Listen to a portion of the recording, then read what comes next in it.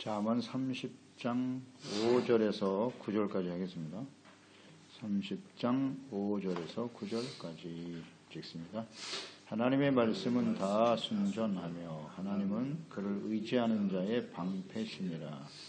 너는 그의 말씀에 더하지 말라. 그가 너를 책망하시겠고 너는 거짓말하는 자가 될까 두려우니라. 내가 두 가지를 주께 구하였사오니 내가 죽기 전에 내게 거절하지 마시옵소서. 곧 헛된 것과 거짓말을 내게서 멀리 하옵시며 나를 가난하게도 마옵시고 부하게도 마옵시고 오직 필요한 양식으로 나를 먹이시옵소서. 혹 내가 배불러서 하나님을 모른다 여호와가 누구냐 할까 하오며 혹 내가 가난하여 도둑질하고 내 하나님의 이름을 욕되게 할까 두려워함이니이다.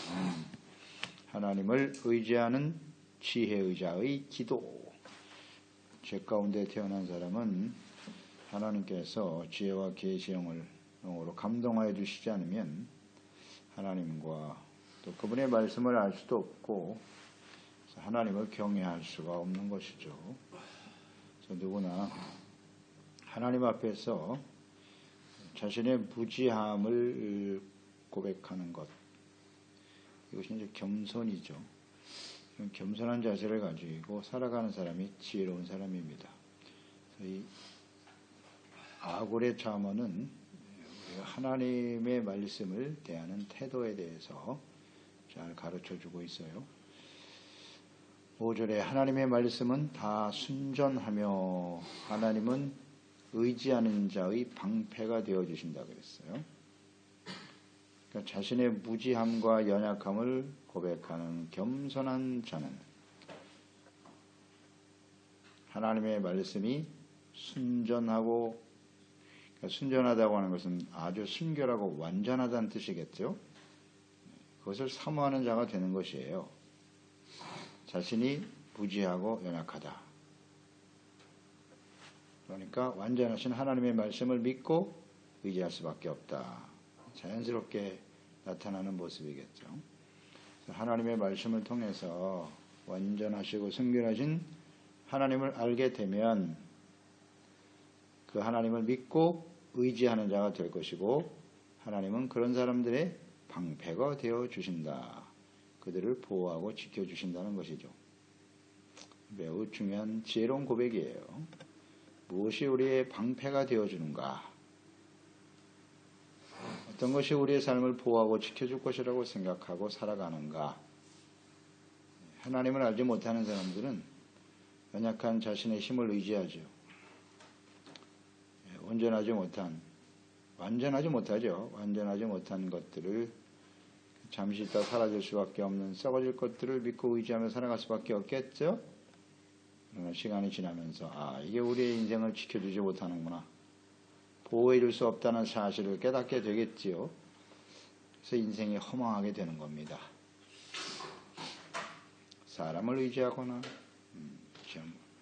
썩어져 버릴 재물을 의지하거나 참 놀라운 고백입니다. 하나님의 말씀에 대한 순전함을 아는 사람들. 완전하다 하나님의 말씀만이. 우리는 불완전하다. 우리는 깨닫지 못하는 짐승과 같다. 여기서부터 시작이에요. 겸손. 하나님 말씀을 사모하고 하나님을 알고 의지하게 되더라. 이것은 진리인 것 같아요. 우리가 하나님 앞에서 이렇게 여러 가지 시련과 어려움들을 통해서 다 자기 자신을 믿고 살잖아요. 솔직히. 재물이나 어떤 세상의 힘을 의지하고 살아가는데 그게 깨어지는 날이 온다. 깨어지는 날이 와요. 그럴 때 우리 인간은 정말 불완전하고 연약한 존재로구나. 그럴 때 하나님을 의지하게 되죠. 하나님의 말씀에 귀를 기울이기 시작하는 거예요.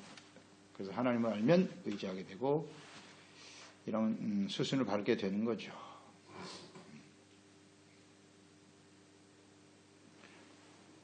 그래서 하나님을 알고 그 말씀을 사모하고 살아가는 것은 귀한 축복이죠. 하나님을 의지하는 게 정말 복입니다. 이것을 깨달은 사람들이 지혜로운 사람인데 다윗 같은 지혜로운 사람의 고백. 사무엘하죠. 22장 1절 이하에 여호와께서 다윗을 모든 원수의 손과 사울의 손에서 구원하신 그날에 다윗이 이 노래의 말씀으로 여호와께 아뢰어. 22장이 하나님께 찬양하는 내용인데요. 30절에 보면 내가 주를 의뢰하고 적진으로 달리며 내 하나님을 의지하고 성벽을 뛰어넘나이다. 하나님의 도는 완전하고 여호와의 말씀은 진실하니 그는 자기에게 피하는 모든 자에게 방패시로다. 똑같은 고백을 하게 되잖아요. 하나님을 아는 사람만이. 그러니까 다윗을 모든 원수의 손과 사울의 손에서 구원하신 날에 그랬으니까.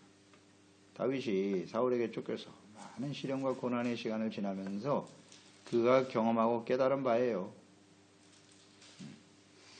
하나님을 의지하고 살아갈 때 성벽을 뛰어넘게 되고 하나님의 도는 완전하다라는 고백을 하게 되는 거예요. 인간의 삶이 불완전함을 아는 사람. 그래서 하나님의 말씀만이 완전하다. 온전히 믿고 순종함에 따른 삶으로 바뀌겠죠. 그런 사람을 의지하게 되고 방패가 되어주시고 아멘. 아멘입니다. 하나님 말씀은 완전합니다. 우리는 그렇게 믿고 따르고 있나요? 잘 생각해 보세요. 여전히 나의 생각과 세상에서 얻는 힘과 능력을 완전하다고 생각하면서 그걸 의지하려고 하고 있나요? 그게 얼마나 허망한 일인가를 깨닫게 되겠죠. 이것을 깨달은 사람이 지혜로운 사람이에요. 그러니까 완전한 하나님의 말씀에 귀를 기울일 수밖에 없죠. 6절 너는 그의 말씀에 더하지 말라. 그가 너를 책망하시겠고 너는 거짓말하는 자가 될까 두려우니라. 참 지혜롭네요. 이거 어떻게 이렇게 깨달았을까요? 하나님의 말씀은 더하지 말라는 겁니다. 왜요? 하나님의 말씀은 순전하기 때문이에요. 순결하고 완전해요. 그러나 사람의 생각은 어때요? 순전한가요? 그렇지 않죠. 여전히 욕심이 끼어 있고 자기 인간적인 생각이 들어있지 않습니까? 그래서 하나님의 말씀을 절대 더하지 말라는 거예요. 인간적인 생각으로 순전하신 하나님의 말씀에 더하지 말아라. 우린 자꾸 더하고 있잖아요. 하나님의 말씀은 그러하시나 내 생각에는 그 중요하지 않거든요. 이건 아직도 깨닫지 못한 사람이에요. 하나님의 말씀을 있는 그대로 받아서 예, 아멘, 예 아니면 아니요 둘 중에 하나 반응해야 되거든요. 하나님의 말씀이 완전하기 때문에. 근데 이걸 제대로 이해하지 못하고 있다. 더하지 말아라. 이건 이미 신명기에 하나님께서 하나님 백성들에게 하신 말씀이죠. 4장 2절에 내가 너에게 명령하는 말을 너희는 가감하지 말고 내가 너에게 내리는 너희 하나님 여호와의 명령을 지켜라. 이미 알아요. 하나님께서요. 하나님의 백성들이 분명히 가감할 것이다. 하나님의 말씀을 있는 그대로 받아들여야 돼요. 말씀은 어려운 게 아니에요. 어린 아이들도 알아들을 수 있는 말씀으로 하셨어요. 근데 사람이 자신의 생각을 통해서 자꾸 가감하거든요. 신명기 12장 32절에도 내가 너에게 명하는 이 모든 말을 너희는 지켜 행하고 그것에 가감하지 말지니라. 지켜 행하는 것과 명령을 순종하는 것과 가감하는 일의 관계를 잘 생각해 보세요. 그러니까 주님의 말씀을 들으면 당연히 순종해야 하는데 순종하지 않고 불순종한다는 얘기는 인간적인 생각을 거기에 가감했다는 거예요. 더하거나 빼기 때문에 순종을 안 하는 거예요. 하나님의 말씀은 그러하시나 현실은 그렇지가 않아요. 이렇게 자꾸 사족을 붙이죠. 하나님의 말씀에 대해서. 그러나 순전한 자신이 겸손한 사람, 하나님의 말씀이 완전하다는 사실을 믿고 인정하는 사람은 그냥 아멘입니다. 예, 알겠습니다. 제가 잘못했습니다. 주님의 말씀을 따르겠습니다. 그래서 하나님의 말씀을 가까이 하고 하나님과 가까워지는 사람은 굉장히 순전해요. 순수하고 정말 어린아이 같은 그런 모습을 갖게 돼요. 가면 갈수록. 그런데 뭔가 생각이 많아. 하나님을 믿는 사람들이. 이것은 아직도 하나님의 말씀에 대한 깊은 이해가 없는 사람이에요. 하나님을 만난 사람은 순전하다니까요. 그래서 예수님께서 하신 말씀이 생각이 나네요. 너희가 어린아이와 같지 않으면 결단코 천국에 못 들어간다. 이게 무슨 의미인지 알겠어요. 어린아이들은 순전하거든요. 거짓이 없어요. 아주 순수하죠. 예 아니면 아니요. 이런 마음으로 주님을 섬겨야 돼요. 그러니까 우리가 하나님을 믿고 하나님 말씀을 알고 믿음이 이렇게 성숙해 가면 말이죠. 뭔가 많은 것을 알기 때문에 더 지혜로워지고 더 많은 것을 알고 이게 잘못하면 교만으로 이해하기가 쉬워요. 많은 걸 알고 깨달으니까 자신이 뭐 대단한 사람인 것처럼 자꾸 여겨진단 말이죠. 그것은 진짜 하나님의 자녀의 모습이 아니다. 뭐 대단히 많이 아는 것처럼 자꾸 자랑하거나 뭐 교만하거나 사람들이 생각할 때 야, 저 사람은 우리가 알지 못하는 대단한 뭘 가지고 있는 것 같아. 그건 진실한 하나님의 자녀의 모습 아니라고 봐요. 알면 할수록 사람이 순전해지는 거예요. 아주 순수하고 투명해. 어린아이 같아. 이게 진짜 하나님의 자녀구나 하는 생각을 하게 돼요. 하나님의 말씀에 사람의 생각을 더하는 것은 하나님께서 책망하실 일이다 그랬어요. 자, 이 말씀 잘 묵상해 보세요. 너를 책망하시겠고 그랬어요.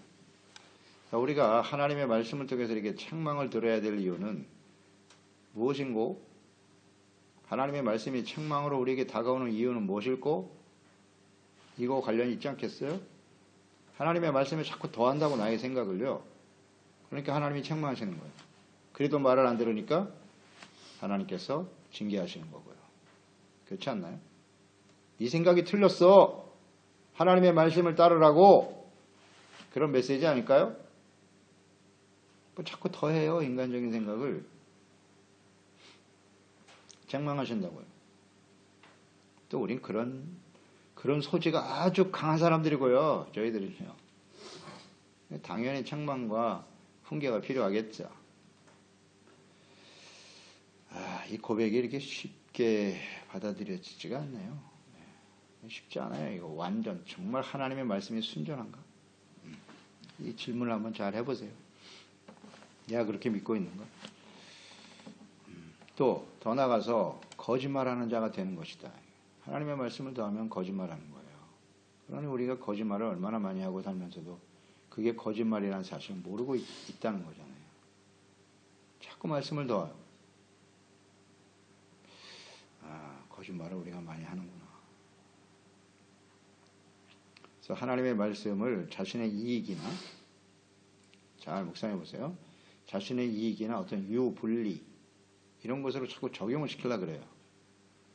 더 나아가 자신 개인뿐만 아니라 교회도 마찬가지예요. 교회와 공동체의 이익을 위해서 아전인수로 하나님의 말씀을 해석하고 받아들이는 거죠. 이게 심해지면 이단이 되는 거고요. 네. 이런 사람들은 하나님의 형벌을 면하지 못합니다. 더하거나 빼면. 이게 이제 요한계시록 마지막 장이죠. 22장 18절 이하로 이어지는 거죠. 내가 이 두루마리 예언의 말씀을 듣는 모든 사람에게 증언하노니 만일 누구든지 이것들 외에 더하면 하나님이 이 두루마리에 기록된 재앙들을 그들에게 더하실 것이요. 만일 누구든지 이 두루마리 예언의 말씀에서 제하여 버리면 하나님이 이 두루마리에 기록된 생명나무와 및 거룩한 성의 참여함을 제하여 버리시리라. 더하는 걸 이렇게 싫어하세요. 하나님. 더하면 안 돼요. 있는 그대로 하나님의 말씀을 받으면 되겠죠. 그래서 오직 하나님과 예수 그리스도 주님을 높이고 그 은혜에 감사하고 겸손히 주님의 말씀을 따르는 순전한 사람이 되어야겠죠. 이게 다 성경이 이렇게 연결이 되네요. 오늘 그게 전체적으로 묵상이 되네요.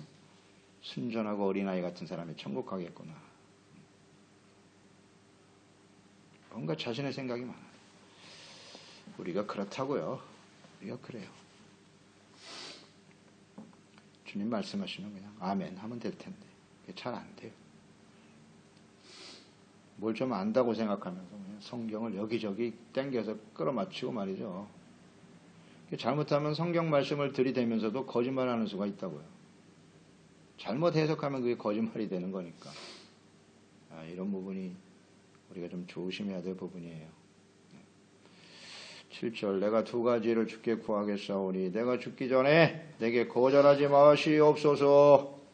두 가지를 구하겠대요. 곧 헛된 것과 거짓말을 내게서 멀리 하옵시며 가난하게도 부하게도 마옵시고 오직 필요한 양식으로 나를 먹이시옵소서. 야, 이거 어떻게 깨달았죠? 참 놀랍습니다. 이거 묵상할 때마다 이 성경 전체 내용이 이렇게 통할 수가 있나? 하나님이 기록하신 진리의 말씀이기 때문에 그래요. 지혜자는 하나님께 두 가지를 죽기 전에 꼭 응답해 주실 것을 간구하고 있네요. 죽기 전에 이게 무슨 뜻일까요? 내가 죽기 전에 거절하지 마세요. 죽기 전에란 말은 사람이 살아가면서 꼭 필요하고 가장 중요한 것 두 가지가 있다는 것이잖아요. 그렇죠? 죽기 전에니까. 마지막 순간까지 우리 인생을 마감하는 그날까지 두 가지 구할 것이 있다. 가장 중요하고 필요하다. 헛된 것과 거짓말을 멀리하게 하세요. 그랬어요.